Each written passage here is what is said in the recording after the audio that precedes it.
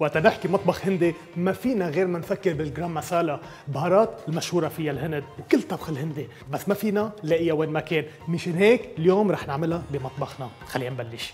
مقلية بندور تحتها بهذا الشكل، بنحط ملعقتين كبار من كزبرة الحب وملعقتين كبار من الكمون وبس.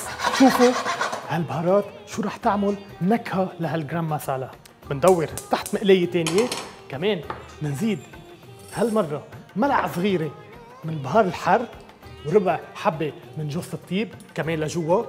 نرجع 10 حبات من كبش القرنفل، 10 حبات من الهيل، عود من القرفة. بيرجع مكون مش كثير معودين عليه اللي هو ستارانيس او ينسون نجمة، ريحته بتشبه كثير اليانسون بس منه من نفس الفصيلة. بنحط وحدة جوا بتضيف طعمة رائعة للأكل. بنحرك مقليتين. بهالوقت صار لنا 4 دقايق. بنحط ورق الغار بالمقلية الثانية بهيدا الشكل.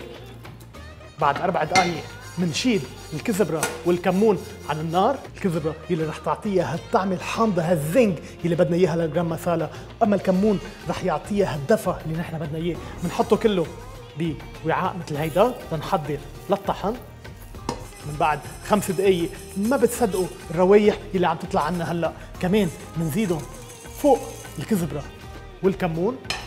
بنسكر وشوفوا هالالوان وفيكم تعرفوا هالنكهة كيف راح تطلع معنا. بندور من بعد دقيقة من الطحن. شوفوا شو طلع معنا.